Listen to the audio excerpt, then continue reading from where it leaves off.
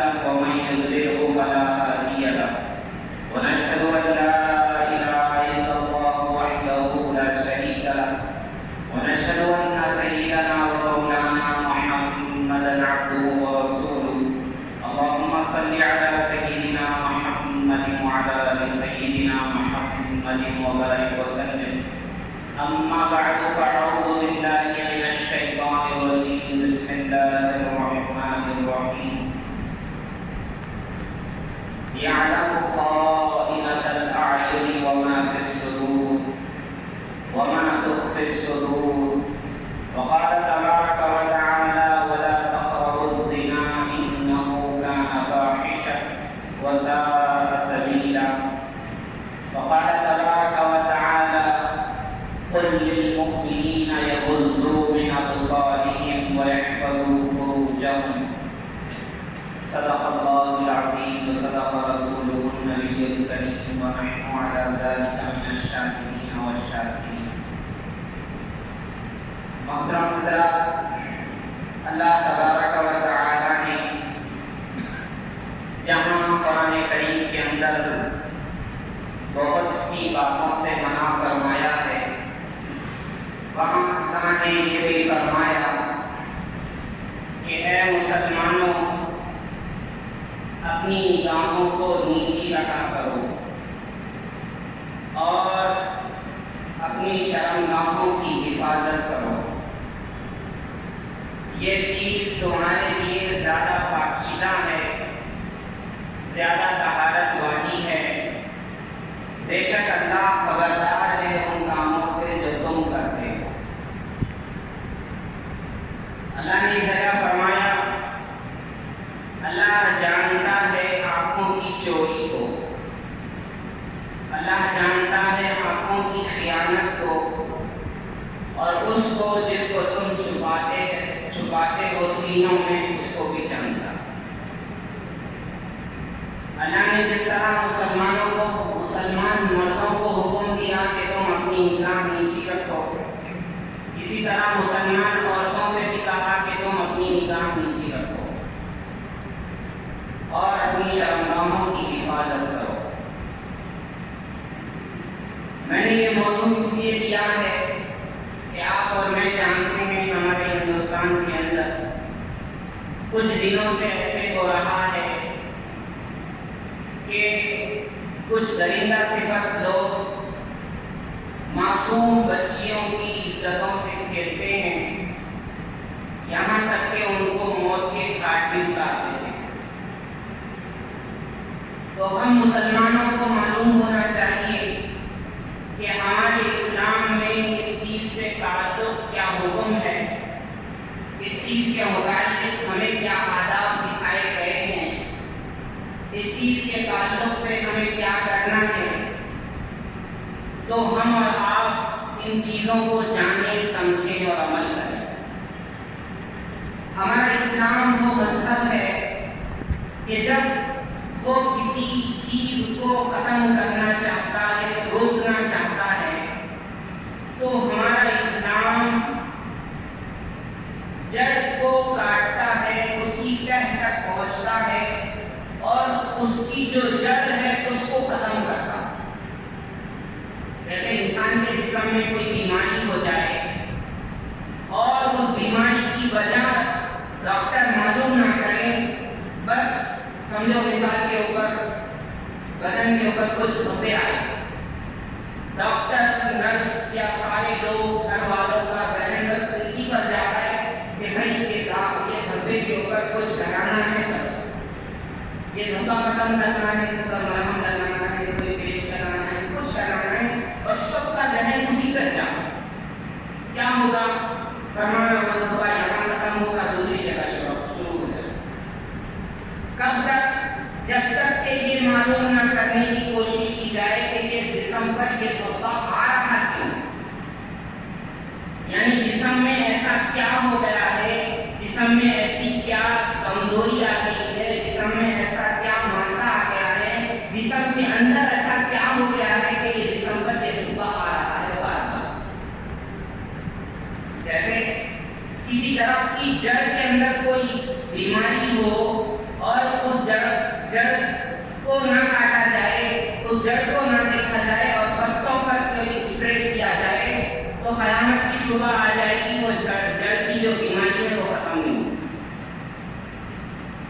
تو ہمارا اسلام یہ سکھاتا ہے، اللہ تبارک و تعالیٰ نے فرمایا اے مسلمانوں سن لو، تم زنا کے قریب بھی نہیں جاؤ۔ زنا تو کرنا دور کی بات، زنا یعنی ریپ۔ ویسے دنیا والے اس کو ریپ کہتے ہیں، اس کو زنا کہتے ہیں کہ کوئی مرد عورت کے ساتھ اس کی زبردستی کے ساتھ اس کا برا سلوک کرے، برا کام کرے تو اس کو دنیا والے برا جانتے ہیں۔ ہمارا مذہب وہ ہے کہ مرد اور عورت اگر چاہ کر کے بھی وہ کام کریں، اگر وہ دونوں آپس میں میاں بیوی نہ ہو، ان کے آپس میں نکاح نہ ہوا ہو، تب بھی ہماری نظر میں، ہماری شریعت میں، ہمارے مذہب میں وہ گناہ ہے اور وہ زنا کا گناہ ہے۔ چاہے وہ بچہ بچی راضی ہو، لیکن اگر ان دونوں کا نکاح نہیں ہوا، وہ دونوں آپس میں میاں بیوی نہیں ہیں، تب بھی ہمارا مذہب یہ کہتا ہے، ہماری شریعت، ہمارا قرآن، ہمارا صلی اللہ علیہ وسلم کی احادیث یہ کہتے ہیں کہ یہ گناہ ہے۔ ملک کا قانون یہ کہتا ہے کہ وہ گناہ نہیں ہے اگر رضامندی سے ہو۔ ہمارا مذہب یہ کہتا ہے کہ اگر نکاح نہیں ہوا، میاں بیوی نہیں تھے، اجازت سے کرو گے تب بھی گناہ، یعنی دونوں اپنی خوشی سے کرو گے تب بھی گناہ ہے، اگر زبردستی سے کرو گے تو اس سے اور بڑا گناہ۔ اور اللہ نے فرمایا ہے قرآن کریم کے اندر، زنا کرنے والی عورت، زنا کرنے والا مرد، اگر یہ غیر شادی شدہ ہے، یعنی اس کی شادی نہیں ہوئی، اگر یہ غیر شادی شدہ ہے تو شریعت میں ہماری یہ حکم ہے کہ زنا کرنے والی عورت، زنا کرنے والا مرد، زنا کرنے والی بچی، زنا کرنے والا بچہ، ان کو 100 کوڑے لگائے جائیں گے۔ اگر ہماری اسلامی حکومت ہوگی تو ان دونوں کو 100 کوڑے لگائے جائیں گے۔ اور اللہ نے جہاں یہ حکم بیان کیا ہے وہاں مسلمانوں سے کہا ہے کہ اے مسلمانوں، جب ان دونوں کو یہ سزا دی جا رہی ہو تو تم یہ نہ کرنا کہ ان کے اوپر ترس کھا لینا۔ آج دنیا میں آپ کو معلوم ہے کہ سارے جرائم کیوں ہو رہے ہیں؟ یہ جرائم اس لیے ہو رہے ہیں کہ قانونوں کے اندر، عدالتوں کے اندر سزا نام کی چیز ختم ہو گئی۔ عمر قید وہ کیا، وہ جیل میں سکتا ہے، ٹھیک ہے، گھر والوں سے دور ہے، لیکن اس کو وہ خوف نہیں ہے۔ اگر سزا یہ ہوتی کہ تم نے کسی کو قتل کیا، تمہاری جان ماری جائے گی، تمہاری گردن کاٹی جائے گی، خدا کی قسم آج جس طرح لوگ ایک دوسرے کا مرڈر قتل کر رہے ہیں، نہیں کرتے۔ اگر اس کے دل میں یہ ہوگا کہ نہیں بھائی، میں اگر کسی کو ماروں گا تو میری بھی جان ماری جائے گی، تو اس کی ہمت ڈال دے دیتی، اس کی ہمت جو ہے نا ہار جاتی کسی کو مارنے سے۔ اور سے ملکوں میں یہ قانون آ گیا ہے کہ جان سے مارنے کی سزا کو ختم کر دیا گیا۔ چاہے وہ 50 آدمیوں کو مار دے، اس کو قتل کی سزا نہیں، پھانسی کی سزا نہیں، اس کے لیے 70 سال کی عمر قید، 700 سال کی عمر قید، 1000 سال کی عمر قید۔ تم 2 کروڑ سال کی ہے تو اس کو کیا معاملہ ہے؟ سزا یہ ہو کہ جیسے جو کرو گے وہ کرو، کسی کی جان مارو گے تمہاری جان ماری جائے گی۔ قرآن میں موجود ہے، اللہ نے فرمایا ہم نے لکھ دیا ہے کیا، آنکھ کے بدلے آنکھ، کان کے بدلے کان، دانت کے بدلے دانت، ناک کے بدلے ناک۔ ہمارا اسلام یہ سکھاتا ہے کہ کوئی انسان برا کرے، کسی کے ساتھ ظلم کرے، جب تک اس کا بدلہ نہیں لیں گے ہم خاموش نہیں بیٹھیں۔ کیوں؟ اگر اس کو سزا نہیں دی جائے گی تو اس کی ہمت بڑھ جائے گی، اس کو دیکھ کر اور دوسروں کی ہمت بڑھے گی کہ بھائی کچھ نہیں ہوتا، کر دو، اس کے بعد میں کچھ کیس کرے گا، کچھ تھوڑی بہت سزا ہوگی، تھوڑے اچھے تعلقات ہوں گے تو اس سے بھی بچ جائیں گے۔ لوگ بولتے ہیں کہ ہاں صاحب مرڈر بھی کرے تو 3 مہینے کے بعد میں کرنا ہے۔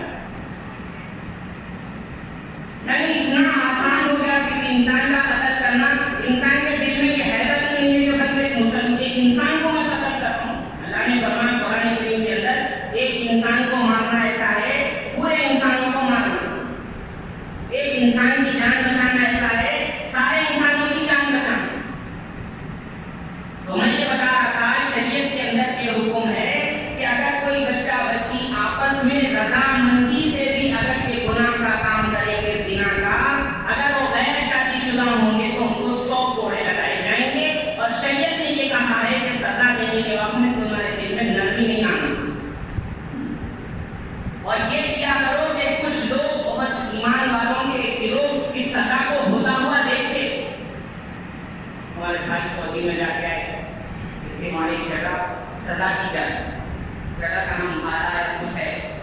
ریاض میں یا کہیں ہے سعودی میں، جہاں لوگوں کو جا کر کے قتل کیا جاتا، کس کو؟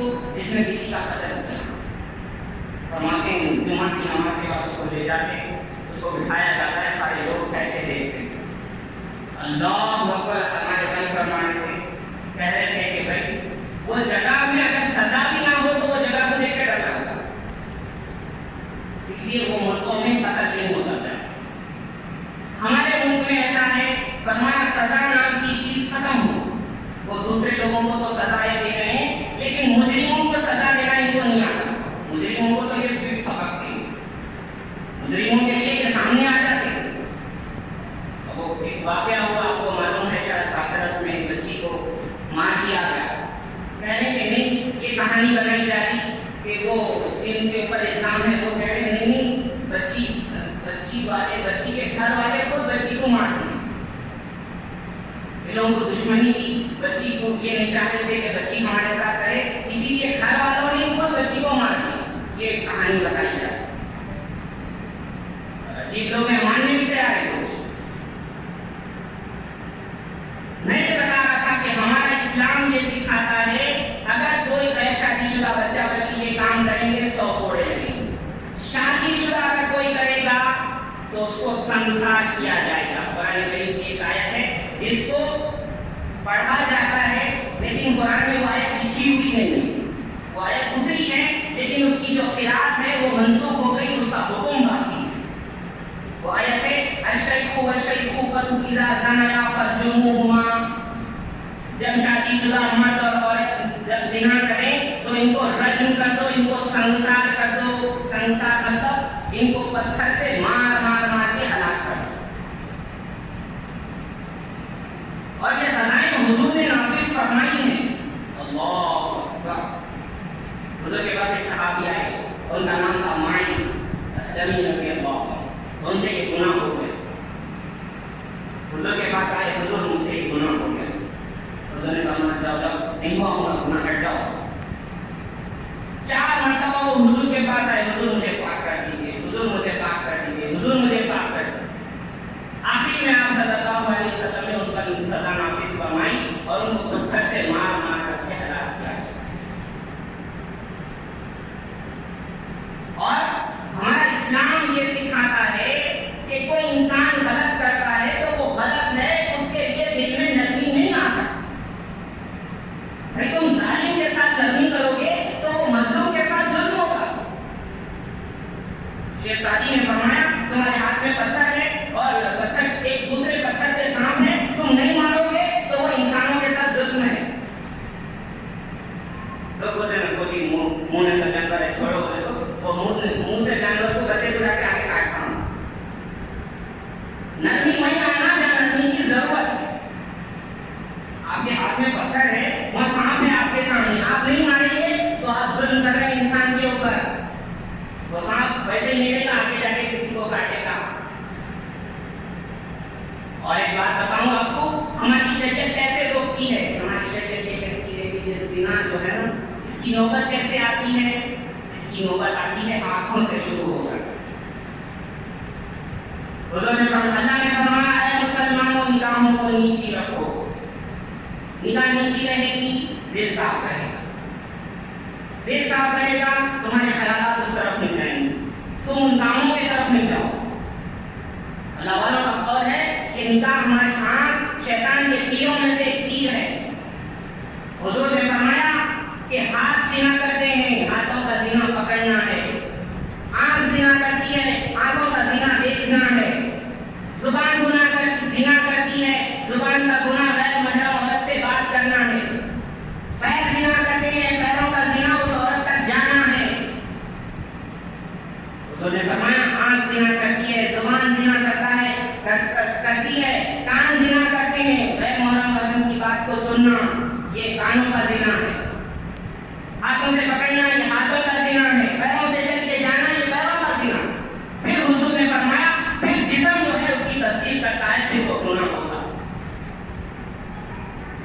دینا کہ ایسا کرو کہ نہ رہے گی بانس، نہ بجے گی بانسری۔ تم اپنی نگاہوں کو محفوظ کر لو، تمہارے دل محفوظ ہو جائیں گے، تم گناہوں سے بچ جاؤ گے۔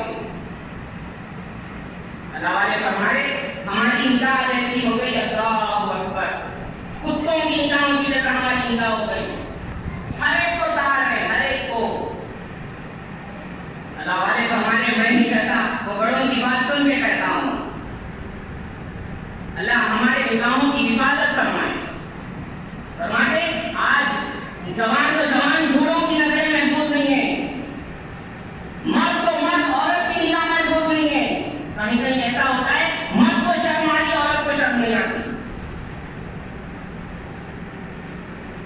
ہم کیا کر رہے؟ ہماری عورتیں آپ دیکھیے، میں غلط نہیں کہوں گا، برقع کیا پہن رہے؟ برقع۔ دوسرے مذہب والی عورت کی بچی کو لوگ نہیں دیکھیں گے، ہماری عورت کے برقعے کو لوگ دیکھیں گے۔ برقع چیز ہے جس ہم کو چھپانے کی، کہ بھائی یہ عورت لے دیکھنا، بھائی کالا کیا کی بیٹے توڑ کے جا رہی۔ آج کل کے برقعے اللہ اکبر، ہمارے بزرگ فرما رہے تھے کہ برقعوں کو اور ایک برقع ہونا۔ ہماری شریعت یہ سکھاتی ہے اے مسلمانوں نگاہوں کو صاف رکھو۔ اللہ نے فرمایا زنا کے قریب بھی نہیں پھٹکنا، قریب نہیں پھٹکنا، یہ آنکھوں سے دیکھنا بھی نہیں، سننا بھی نہیں، پکڑنا بھی نہیں، جانا بھی نہیں۔ اللہ نے فرمایا اللہ آنکھوں کی چوری کو جانتا ہے۔ یہ دنیا کے کیمرے تمہاری نگاہ کو دیکھیں گے، لیکن تم اگر کالا چشمہ پہن کے اگر ترچھی نگاہ سے دیکھے یہ کیمرہ نہیں دیکھ سکتا، اللہ دیکھ رہا ہے۔ اللہ نگاہوں کی چوری کو جانتا ہے۔ اللہ اکبر، علامہ اقبال نے فرمایا ہماری مثال، اللہ اکبر، فرمایا جانب قبلہ کو تھوکتے نہیں۔ ہم اتنے لوگوں کے سامنے اتنے بزرگ بنتے، میں بھی شامل ہوں، سب ہے لوگ جانب قبلہ کو تھوکتے نہیں، یعنی کہیں قبلے کی طرف تھوکنا نہ تو تھوکتے بھی نہیں۔ بس میں شریف میں ہوتے اندھیرے اجالے میں چوکتے نہیں، یعنی جب گناہ آنکھوں سے گناہوں کی بات آتی ہے وہاں چوکتے نہیں، لوگوں کے سامنے قبلے کی طرف تھوکتے نہیں۔ جب گناہ کی بات آتی ہے تو اندھیرے اجالے میں چوکتے نہیں۔ اللہ ہمیں سمجھ عطا فرمائے۔ میرے محترم حضرات، یہ نگاہ اتنی بہترین چیز ہے، آپ اس سے پوچھو جس کو عقل نہیں، خدا کی قسم پوری دنیا اس کے لیے کالی ہے۔ یہ نگاہوں اللہ تعالیٰ ہر چیز کا سوال کریں گے، ایک ایک نگاہ کا سوال ہوگا۔ میں نے یہ نگاہ دی تھی کیا دیکھنے کے لیے، کیا دیکھا تو؟ میں نے نگاہ دی تھی میری قدرت کو دیکھنے کے لیے، میں نے نگاہ دی تھی میری نشانیوں کو دیکھنے کے لیے، میں نے نگاہ دی تھی قرآن کو دیکھ کے پڑھنے کے لیے، تو کیا کر کے آیا؟ میرے محترم حضرات، ہمیں جو ہے نا بدلنا ہے۔ آج ایسا ہو رہا غیروں سے گناہوں میں ہم آگے۔ میں بہت سے آٹو والوں کو دیکھا، آٹو کے پیچھے بچی کی آنکھوں کی رپورٹ ہوئی۔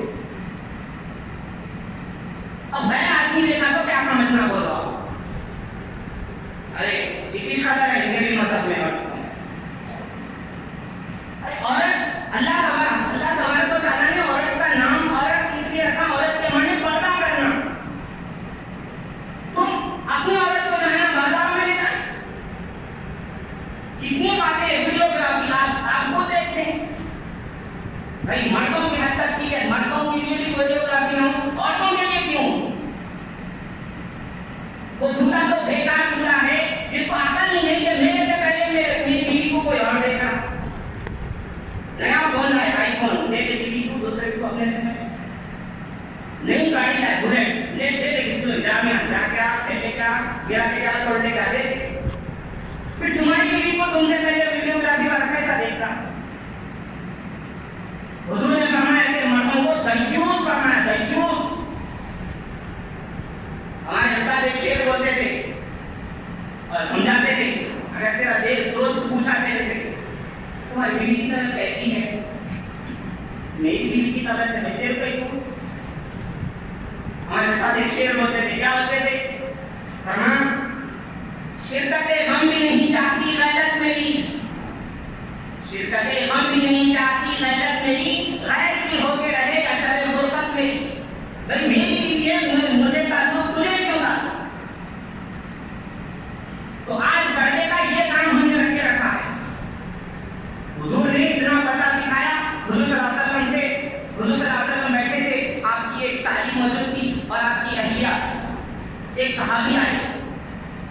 عبداللہ ابن ام مکتوم نابینا تھے، اندھے تھے، وہ آ کر کے بیٹھے. حضور صلی اللہ علیہ وسلم نے فرمایا اپنی سالی سے اسماء رضی اللہ تعالیٰ عنہ سے ان سے پردہ کیوں نہیں کرتی؟ انہوں نے فرمایا حضور یہ تو اندھے، ان کو دکھائی نہیں دیتا. حضور نے فرمایا تمہیں دکھائی نہیں دیتا؟ تم تو اندھی نہ ہو نا. اللہ والے فرماتے مرد کی خوبی یہ ہے کہ وہ کسی عورت کو نہ دیکھے، عورت کی خوبی یہ ہے کہ اس کو کوئی نہ دیکھے. حضرت فاطمہ رضی اللہ تعالیٰ عنہ جن کا نام ہم لیتے، فرمایا انہوں نے وصیت کی تھی میرا جنازہ رات کے اندھیرے میں اٹھایا جائے، مجھے دن میں کسی نے نہیں دیکھا، مجھے مرنے کے بعد بھی کوئی نہ کرنا. اس فاطمہ رضی اللہ تعالیٰ عنہ کی تم اولاد ہو، اور ہماری بچیوں کا حالات ہے کہ ہمارا حالات ہے. حضرت امام شافعی رضی اللہ رحمۃ اللہ علیہ نے فرمایا ہے کسی عورت کے ساتھ زنا کرو گے، یاد رکھو تمہارے اوپر قرض ہے، وہ قرض تمہاری کسی عورت کے ساتھ وہ کام ہوگا. اللہ میری آپ کی حفاظت فرمائے. حضور نے فرمایا حدیث میں کبیرہ گناہوں کو بتاتے ہوئے سب سے بڑا گناہ فرمایا اللہ کے ساتھ شرک کرنا. اس کے بعد میں حضور نے فرمایا اپنی پڑوسی کی بیوی کے ساتھ زنا کرنا، یہ اس کے بعد سب سے بڑا گناہ. بس ہمارے لیے یہ حکم ہے کہ ہم اپنی آنکھوں کی حفاظت کریں، اپنے کانوں کی حفاظت کریں، اپنے دلوں کی حفاظت کریں. اللہ دلوں کے بھیدوں کو جانتا ہے. یہ دنیا کے کیمرے، یہ نارکو ڈیش، یہ ڈیش، وہ ڈیش کوئی نہیں جانتے، اللہ خوب جانتا ہے. اس کے لیے قرآن پڑھو، قرآن حدیث پڑھو. حضور نے کیسے صحابہ کو بتا تھا. میں دو واقعے بتا کے اپنی بات ختم کروں گا. فرمایا ایک صحابی تھے سعید بن جبیر رضی اللہ عنہ.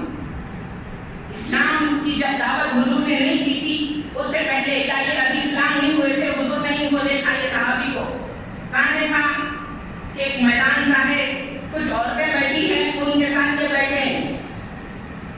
کیا بیٹھے، کیا بنانا کر کے ان عورتوں کے پاس روئی لا کے دیے، کچھ لا کے دیے. بولے میرا اونٹ اٹھا کے آپ تم نہ بیٹھ کے رسی بنا کے دو. یہ بہانے سے روئی لا کے دے کے عورتوں کے پاس بیٹھ گئے آرام سے. حضور دیکھ کے گزر گئے. جب حضور نے اسلام کی دعوت دی، یہ بھی جب اسلام میں آ گئے، حضور کو ایک دن وہ بات یاد تھی، حضور نے چھیڑا ایک دن. حضور نے فرمایا سعید وہ اونٹ کدھر گیا؟ سمجھ رہے نا آپ؟ حضور نے فرمایا وہ اونٹ کدھر گیا جو جس کے بہانے سے عورتوں کے پاس بیٹھے تھے؟ انہوں نے کیا پیارا جواب دیا، اللہ اکبر. حضور اسلام نے فیصلہ کیا. تو صحابہ کی زندگیاں ایسے بدلی تھی. فرمایا ایک اللہ والی عورت کا واقعہ ہے. فرماتے ایک بچہ اس کے پیچھے پڑ گیا. اس نے کہا کہ میں نے تیری آنکھوں کو دیکھ لیا، میں تیری آنکھوں کا عاشق ہو گیا، میں تیرے ساتھ نکاح کرنا چاہتا ہوں. اس عورت، اس بچی بڑی نیک تھی، وہ بچی ماشاء اللہ والی، لیکن بچہ سنتا نہیں تھا. ایک دن اس بچی نے کیا کیا، اللہ اکبر، اپنی ایک باندھی کو بلوایا اور چاقو سے خود اپنی آنکھیں اس میں سے نکال کر کے اس کشتی میں رکھ کر، اس پلیٹ میں رکھ کر اس بچے کے پاس بھیج دیا. اور اس نے کہا کہلا بیٹا تو نے یہ آنکھیں دیکھی تھی نا، تو یہ آنکھیں لے لے. جس آنکھ کو کسی غیر محرم نے دیکھ لیا، اس آنکھ کے ساتھ میں میرے حضور صلی اللہ علیہ وسلم کا سامنا نہیں کر سکتا. یہ آنکھیں تو ہی رکھ. میرے محترم حضرات، ہمارے واقعات، ہماری شریعت ایسی چیزوں سے بھری پڑی ہے. ہم مفتی محب فرما رہے تھے، پرسوں ہی کی بات ہے، 1-2 سال سے پہلے کی بات. یہ دوسرے ملکوں کی عورتوں میں ایسا ان کے دل میں ڈال دیا گیا ہے، جب تک سامنے والا مرد تمہیں دیکھے گا نہیں، تمہاری تعریف نہیں کرے گا، تمہارے اوپر کمنٹس نہیں کرے گا، تمہارا دل ٹھنڈا نہیں ہونا. ہمارے جرمنی کی بچی تھی، یا کسی ملک کی بچہ کسی لندن کا تھا، اور لندن میں ایسے بڑے بزرگ ہیں اور ان کو اتنے گناہوں کے ذریعے ہیں، لیکن اتنی ان کی نگاہ صاف ہے. اور ہماری شریعت نے رکھا ہی ایسا ہے کہ تیرے اندر خواہش ہو، تیری آنکھ ہو، پھر تمہیں نہیں دیکھنا ہے. کوئی اندھا بولے میں تو کسی عورت کو دیکھتا ہی نہیں، تو دیکھ ہی کہاں سکتا. بزرگ فرما رہے